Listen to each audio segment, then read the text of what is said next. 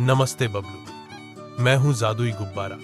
चलो कुछ मजेदार करते हैं। बबलू हैरान हो गया लेकिन खुश भी।